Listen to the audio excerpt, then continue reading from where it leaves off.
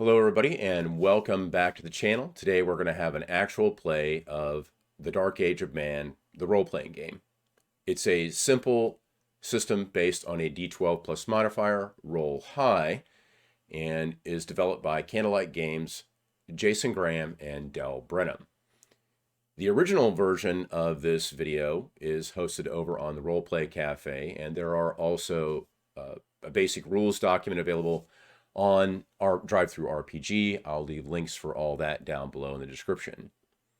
This is only part one of a 3-hour session that we played through. It's edited for content and not for gameplay demonstration. More of that is available on the Roleplay Cafe. So let's go ahead and get into it with Dark Age of Man.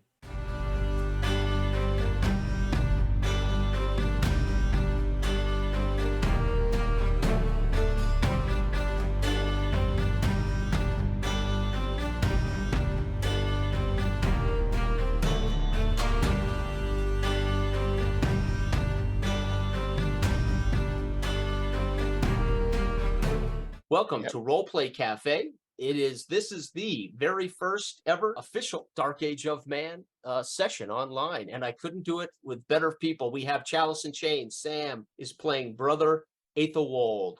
We have Stochastic Agency, Brian playing Sylvester Deus Dedit. And then we have Del, of course, the co-author, co-creator of Dark Age of Man, here with me. He is playing Vidar Watt. Let's get started, gentlemen. Here we go. We're going to play. The name of this first chronicle is called The Bleak Winter. It is a simpler time without stone castles or plate mail, small wars, petty kings, belief in magic and miracles, fens and forests, ancient roads and ruins, Christianity versus the old ways, words of power but few can write, a greater age, now lost, yet still remembered. That is the 7 truths of the Dark Ages. It is a cold winter, a poor autumn harvest, and now a flooding river dredge has exasperated the current famine. There is an increase in pagan rituals, poaching, and peasant unrest. Nola and Sarah have been ordered to Howardtown Convent by Lady Washburn. Lord Washburn has ordered an ask and investigate of Peen and his pagan cult. Peen is being held in the sheriff's custody in Dredgewater. Criminals hang from every stout tree along the roads, trails, crossroads, and hilltops. Dredge is a terrifying place to be today. There lay an odd body, dead from starvation, frozen to the ground. Washburn keeps the palisade gates closed and barred for fear of a peasant revolt. Washburn is sending out men and women emissaries to request that all the aldermen in the region convert the pagans, to root out all poachers and deal with them with extreme prejudice, and to guard all food stores, meat stores, and fish stores. There is zero tolerance toward the uninvited stranger, and Mort's mercenaries are considered capital offenders. 2 Irish pilgrims claim they escaped starving peasants turned cannibals on the east bank of Dredge, and that is how we will begin this session. So let's go to Sylvester. Tell me where you're at, and it is early morning, just sun up, and it is freezing cold. It's been another miserable night. Sun is soon up. Tell me where you are at, sir. Who you are, where you're at. So after kind of traversing through town, I'm at Blackleaf Inn early in the morning with both the dogs, just kind of sitting in here, listening to the murmur of conversation of any of the other Dredgewater folk who may be present to kind of get a feeling for their general temperament, any other rumors that may be floating around. Considering that I'm still an active member of, the military, I'm just kind of out here on a information gathering, early morning, eating breakfast, give a few pieces of sausage to the dogs, and just kind of drink my morning ale and nibble on some rye bread and eat a little chunk of cheese. Taking in the early morning peasants as they stumble in to do the same, start the morning with cheap gruel, something if they can afford it. Most of the peasants, as you made your way through town, that are starving obviously aren't necessarily here in town, right? They may be somewhere else trying desperately to, do up to no good to feed themselves, maybe. There have been a lot of vigilante actions of late as they have taken the law into their own hands, according to much of what Washburn is expecting during this famine. Tell me, Brother Aethelwold, where are you at, sir? I would be an hour outside of the Dredgewater gates, making my way from London. I believe my mule would have frozen to death the previous day, So poor young Henry and myself are carrying all of the gear that I would need to hopefully complete this conversion of the pagans, as the Lord and Lady Washburn have requested assistance Okay. from London. So and, you have yeah. been ordered here, or you are Yes. answering their call? I've been sent here Okay. from the Archbishop in London, and the powers that be probably expect that this is a very dangerous mission, and likely the priest would probably get killed. And so they haven't always been approving of my softer hand when it comes to conversions. And so this might be somewhat of a punishment for you. yes, it certainly is. They're going to teach you a lesson about being soft. Yes, I did not want to come to some backwater place where I have to go rabble rouse with the soldiers and the mercenaries. And I would imagine at this point I would be slowly walking along. You could see almost the mist coming from my mouth as I breathe, and looking up at the sun. And then I would kind of do that, and I would say, "Father, you brought us sun once again. If perhaps you could warm the air but a bit You've to help seen us along our way." You've seen lots of evidence that this is a very bleak place, as there's obviously people hanging from the trees, and at every major crossroads somebody hangs from a tree or a lamp, or has been erected onto you have seen actual bodies in places where they've been dead maybe for a few days, frozen. It is clear there is famine here, and it's pretty bleak already. But yeah, and it's colder than you have ever been in your life. Anyone has ever been in this region in their life, right? Very cold. Henry will follow along. He might moan and cry a little bit. How old is he? 15, 16? No, he's younger than that. He's probably about 11 or 12. Okay. And yeah, I would imagine that you would hear this like behind me, and I would look back, and he would be like, "Sir, the bread, it's hard as ice." "Yes, well, I told you to keep it in close next to you while you slept. You must listen to me." He will be grateful to have that hard bread here in the famine-stricken Dredgewater. All right, so we've got you about an hour outside of Dredgewater before you come to the Palisade of Dredgetown. Vidar, where are you at, sir? Put you in the fiction here. I'm standing on the bank of the river in front of the funeral pyre. It's ablaze as my wife and two children are laid atop it. The smoke is just billowing up in a black, sootish mass, hanging there in the cold still of the air. No wind whatsoever. I turn my head up and howl and beat my breast, fall down to my knees and hands. I'll stay there for a while until the fire dies down. Turn on my heel and head toward Dredgetown. I'm looking off at the side for Roy, the tanner, who's south of town as well. That I may pass on the way up there. Okay, so you want to head up to the actual Palisade gates. Yeah, I'm south of town right now. Yeah, you pass the tanner's dwelling, which is a hovel. He's not out and about, but that doesn't mean he isn't in his hovel. I go up to it and bang on the door. Yeah, you hear him rouse, and the door comes open quickly. Says, "What? Where have you been?" Okay. And while I'm drawn toward Rory, the tanner's area, is his hovel's still on ground. I can tell that it's more solid ground here, but my whole area, my whole farmland has been washed out. All the trees are overturned.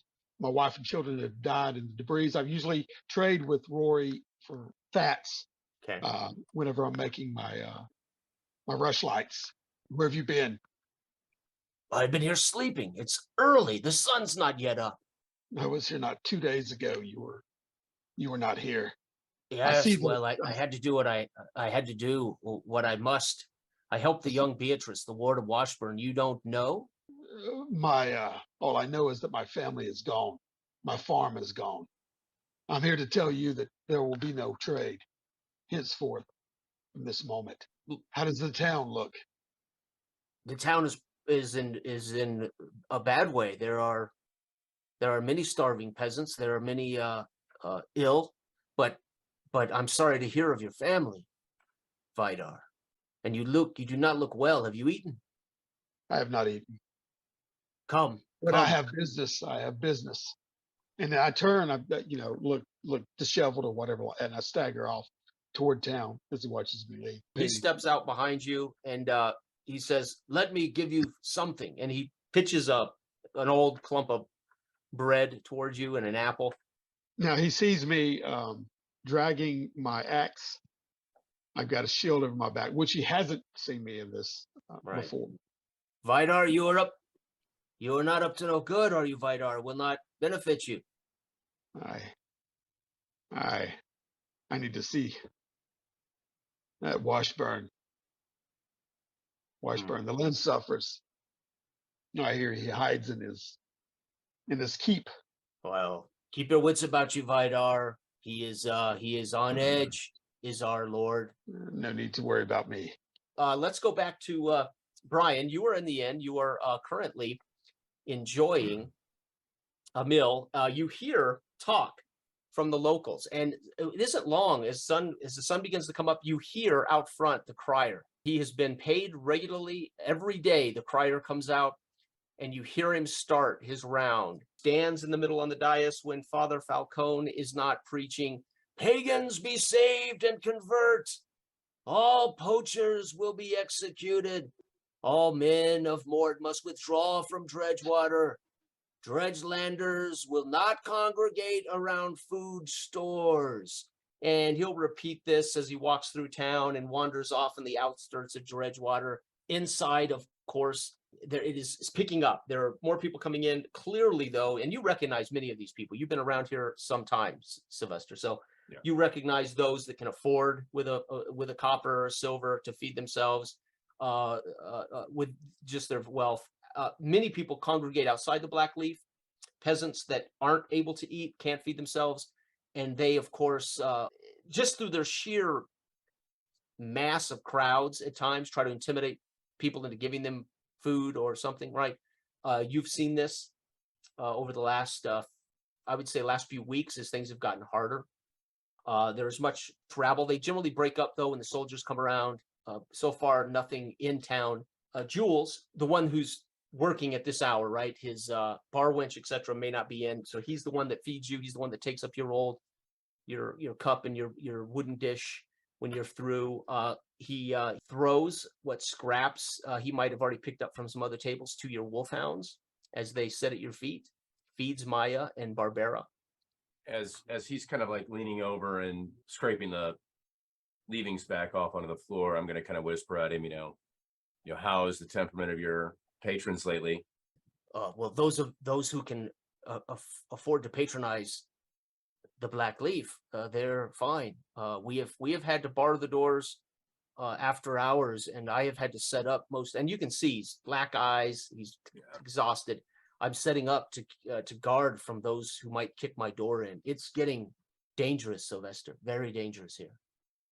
Well, since you've always been good to me when I'm not staying at the barracks, and if I'm not on duty, I'll make my way down here to give you a chance to rest. And I kind of lean close to him and say, I know that Washburn has declared the stores are to be guarded and food is to be rationed, but if I am out and about and I can find a few hares or a squirrel or two, I could certainly bring something back for you to dispense from the back door to maybe alleviate some of your more ill-wanted patrons. I would charge you with that if you could bring back some squirrels, some rabbit, something. I would appreciate that. It would go well if I could feed that to my patrons and feed our gruel to some of the peasants. It would do well. I know these people. I've known these people my whole life. I don't want it to be soldiers. I don't want soldiers to be the answer to this problem. But neither would the Deus family. We've been in Dredgewater for quite some time, a few generations. Anything we can do to help the community would be to our advantage, more or less. As long as we can keep the people. If you can hunt and bring me something, I would appreciate it. So I'll stand up, put my hand on his shoulder and say, I will make every effort that I can while I am out on my rounds outside the palisade walls and outside Dredgewater. I'll, kind of wave my hand to get the dogs to stand up and heal And they're too. huge. And These things are bigger than you, right? I mean, these Yeah. things are huge. huge. Yeah. Are they thin? Are they malnourished? No, they are prime hunting dogs. So if anything else, they eat better than I do. They understand you with a flip of the hand, with a look of the eyes. That's basically what our family has been doing. Is we are huntsmen and dog trainers. Can we assume Prince, the eldest son of Washburn's wolfhound, comes from your breed? Yes. So Prince is of your family stock. We'll go over to the traveling brother Aethelwald. As you and Henry are close, you now have come over the rise and you can see Dredgewater. It's not impressive. It looks worse than you could have possibly imagined. You do see up the rise, right, the palisade, which is still quite a ways up behind Dredgewater itself. You can see that the river is overflown its banks. Lots of bodies here, some frozen, and unfortunately, you hear the scuffling and the snorting as Henry barks out, "Sir!" and points, brother Aethelwald. And you can see just coming over the rise, the first wolf comes over the rise, and then a second wolf, and then a third wolf, and a fourth wolf, and then a fifth wolf, and they're kind of spreading out, and one is, headed down, right, as the others circle. They're probably 75 yards from you and Henry as you're coming down the slopes to Dredgewater. Great. Well, you know what they say, right? You don't have to run the fastest. You just have to run faster than the other guy. And I'm sure Henry's feet are nearly frozen. Poor kid. Okay. Now, are you on a horse? Are you on a No, horse? I was. We had That's a mule, right. Your but mule then he died. froze to I'm death. sorry. Yeah. You did say that. You did say that. Yes. Yeah. So, seeing these, I would pause for a moment, trying to sort of hold back that fear and that panic, right? And I think I would put down like this big barrel and this whole like kit of whatever I would use for brewing, right? The sack with the hops in it and everything. And I would say, "Well, my boy, there's no running from a pack of wolves, and we have no chance to fight. The only thing we can do now is beseech the Lord to protect us. Through our faith and through his love for us, perhaps we'll make it to see the sunrise and to get inside that palisade wall." And so I would pull out the cross and I would say, "My Lord, protect your humble servant so that I can spread your good word and continue to do good and to help the beleaguered people of Dredgewater. Protect me and your child Henry from these vicious wolves, these predators, and let them find their needed sustenance elsewhere, not upon our bones and our flesh." As you make these prayers, you see the lead wolf, nose to the ground, then stops, ears up, and he starts faster toward you. The others now begin to outflank it even faster to cut off any route of escape. You might still have a jump on them as they're covering ground quickly now. Vidar, so out of the corner of your eye, you see the movement, right? It's early morning, sun's coming up, and you can just see as these specks come over the top of the rise.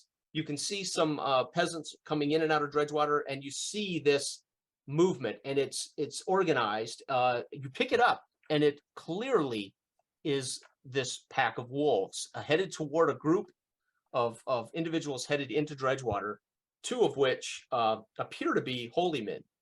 Okay. I pause for a second. My eyes go over there. I squint a little bit. They're not as useful to me as they once were. I start stalking toward that direction, Okay. believing it's Father Falcone, Right. and I'll pick up into a pace of run and lower my axe and shield, and I'm dropping my package as I run toward them, and I'm bellowing out, "Wolves, be gone!"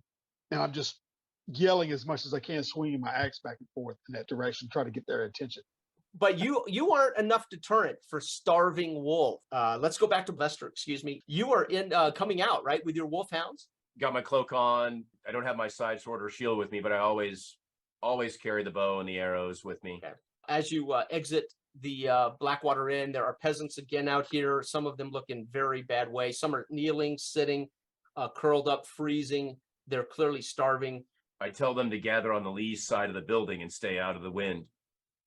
They will look up. Some of them you recognize, people you've known, and they'll acknowledge and crawl away. Some who can move. Some are clearly so weak they're having trouble moving.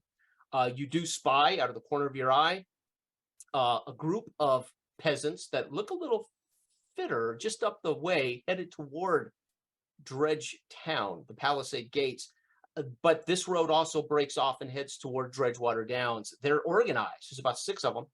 And they're organized with their, hooks and their pitchforks. You can't tell where they're headed exactly. Like they're seeing something to the east, and they start moving east rather quickly. I pat Babara and Maya on the head and say, let's see what the mob has in store. We'll break into a fast-paced jog to head that way. As you do, the dogs outpace you. And you see them, you can sense it. You see that they are in wolf killing mode, right? Okay. And they seem to get this scent and this thing before you, and they perk up. I don't know exactly how you get their signals from these wolves, but they have spotted this pack. You can see the peasants. At that point, you do the math in your head. You look kind of where the peasants are going, and they're all rushing to these individuals trying to come into Redgewater as these wolves are coming down on them. I'll give them the buy me order, more like a heel type order, and I will pick up my pace. Okay, they whine and whimper a little bit because they love to kill wolves. Oh, I know they do, but they're like, don't. I'm not going to let them get too far ahead of me before I can at least, take an assessment of what's going on. So we will break out running. As we're going, I'm going to go ahead and get the bow ready, arrow nocked, and keep scanning as we're moving in the same direction. If they're coming down and moving towards, they look like they're attempting to encircle Aethelweld, Henry, and a couple of other peasants that are out there in the same thing, going into. Okay, so I see if the figures of Aethelweld and the barrel and all that down there. You can see that they're hunting. So we'll pick out whichever beast is the alpha. And that will be my first mark. I'll go ahead and try and close to within long range. Clearly, this is a test of my faith to prove that I'm worthy of more than what I'm in now. Right. But I feel like there's a good chance that this could be the end. And so what I would do is I would grab Henry close and I would say, stay by me, boy.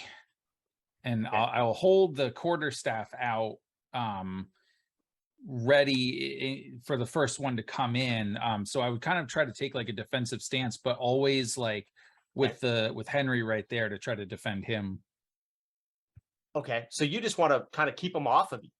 Yeah. Well, for as long as possible, because the way I figure, actually, what I want to do is keep them off of Henry. Okay. Hopefully, if one of us is going down, I'd rather it be me, and then hopefully they all come on me. So what's Henry going to be doing?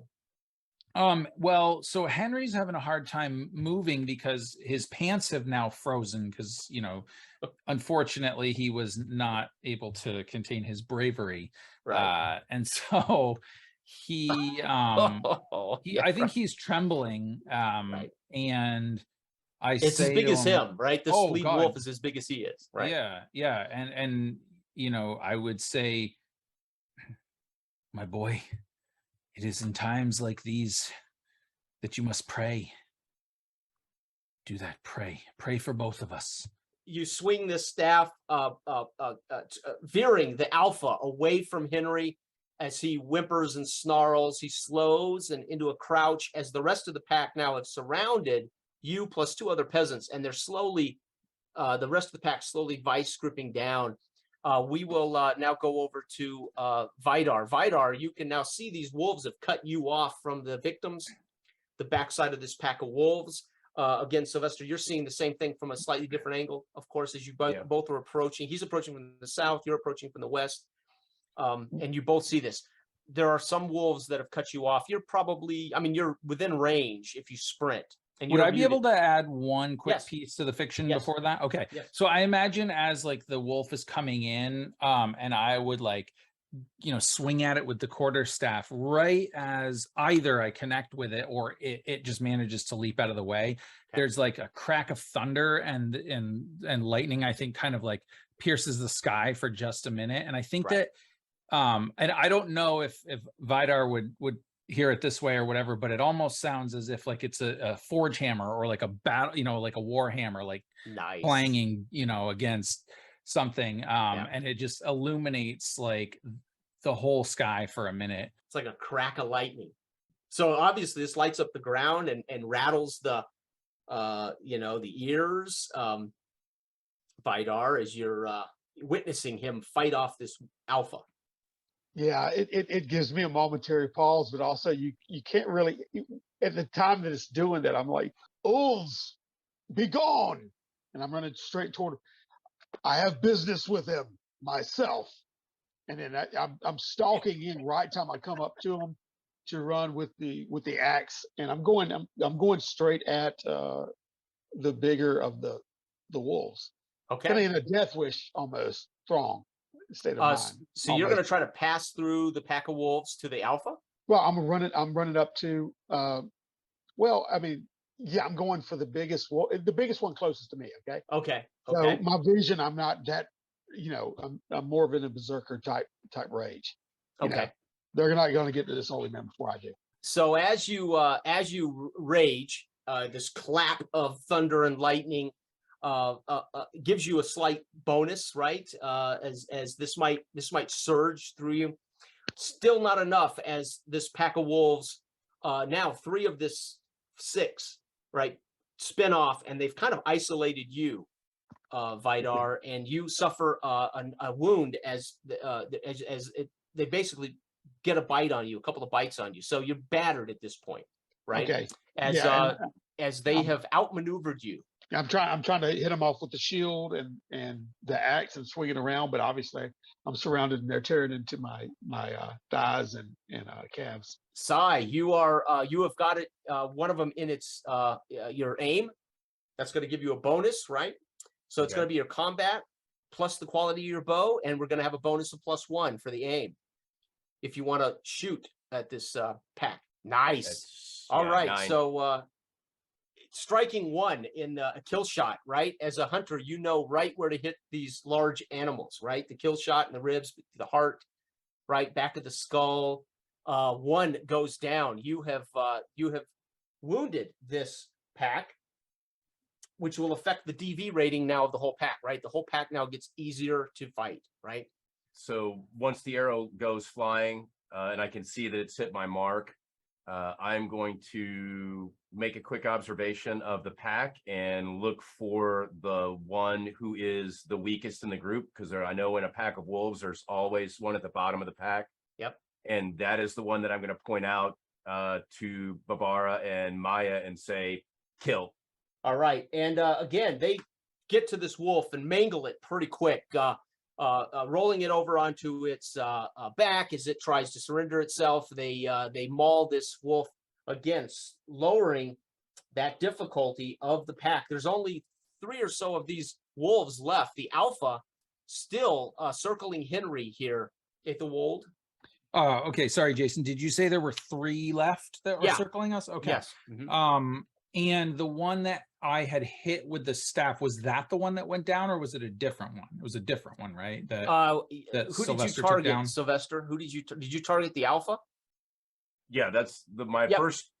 So he took out the alpha, Henry. So fantastic. Okay. So as Brother Aethelwald swings, the lightning hits. Yeah. You had mentioned that the wolf kind of gets back a little bit and then he stops. Right. Sure. Because as the alpha settles onto its haunches, this arrow comes flying into the side right of its chest. Right. I can just imagine Aethelwald's going, "Yes, God, that's exactly right." Right. No, yeah, exactly. And taking heart from this, seeing that there's now a little bit of a gap now that there's really only 3 wolves near us, I would say, you see, my boy, you see, I told you, when you have faith in the hardest of times, that is when God comes through. And but what I would do is I would start trying to back away maybe into a gap or whatever. I don't know if it would be, I suppose it wouldn't be towards Dell's character, because towards Vidar, right? Yeah, Because he's got a Dell's couple wolves on character's him. really got the last 3 on surrounded him, right? Oh, okay, yeah. So So I'll be Dell's kind of character, backing in a away way, the other way, yeah. fighting off these last 3. Right? Sure. Actually, no. You know what? I won't, because I'll see him surrounded by these 3 wolves, this lone man. And so I think at this point, what I'll do is I'll look to Henry and I'll say, boy, run that way. Get as close to the town as you can. I'll make sure the wolves follow me, but I must save that man, or at least try. And so I imagine Henry is like, no, brother, I can't. I don't know anybody here. What if you die? And I say, trust in the Lord. All will be as it is supposed to be. Now go. And I kind of shove him. Okay. And I would imagine he almost starts to stumble, but then he runs. Right. Yeah. Leaving baggage and everything in his wake, right? All of Yeah, the gear exactly. Okay. Yeah, he's running like an 11-year-old, right? Yep. A little gangly. Not everything works great, especially at 5 a.m, freezing and right. Yeah, with his frozen, pea pants on. Right. And Dell's dogs are the perfect sort of sound effect for this, I imagine. As the other wolves are barking and snapping. Do they but I would be kind of like, hey, and kind of make sure they don't follow him. At least try, Okay. to kind of do that. And then I would like to try to start making my way towards Vidar, perhaps like, Sure. swinging or whatever. So I don't know what I need to do. So you don't need to roll. It'll be a bonus to Vidar. Okay. So you're aiding Vidar. So at this point, he's going to get a bonus as you're distracting the wolves. You sent away your Henry, who's you don't have to worry about. All right, so let's go to Vidar. What are you doing, Vidar? As these wolves, you can hear this priest that you were running to his aid. You can see now that he's turned. He's swinging his staff at the wolves as they circle you, right? I'm swinging my axe wildly around, and my eyes are just as wild and red. And then I catch sight of the, they're darting back and forth between all the wolves that are around me, and I see this, the priest, and I laugh wildly, like, "Where's your God now, Father? Where is he now? You said if I paid tribute," and I'm saying this breathlessly as I'm hacking away at the air, trying to keep him at bay. "If I paid tribute, he would protect me. Where is he now?" And I'm still swinging, trying to hit at least a wolf, and I'm trying to stalk all the meanwhile closer to the priest. So you're trying to move around toward the priest while fighting. Gotcha. Yeah. So you're going to get a bonus. It's almost a stalking forward advance. Okay. To get to where he is. So. Oh, okay. So as you stalk forward, in a way, disregarding your own defense to get closer to the priest, you take another snap on the thigh, and now you're injured. You're actually at this point, you're up to an injured state, which means they've caused you maybe to they've torn out a hunk of your thigh. You're bleeding pretty good now.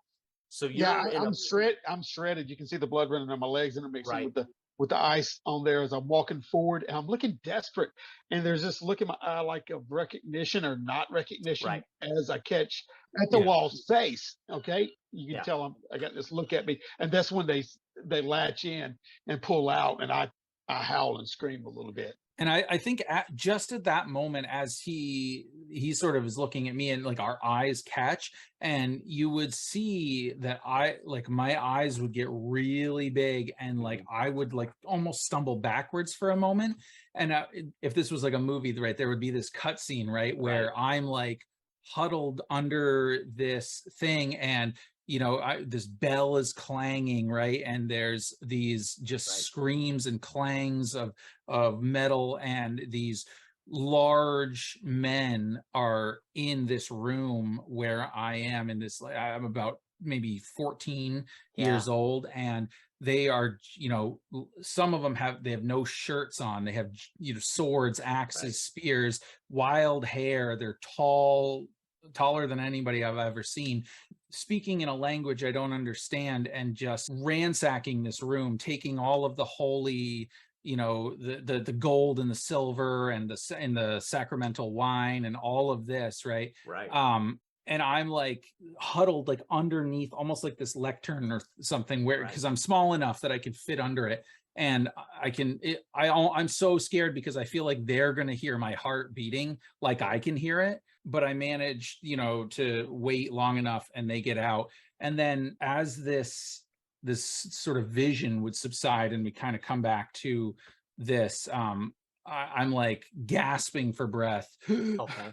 And then I'm like, Lord, this is what you've chosen to test my faith.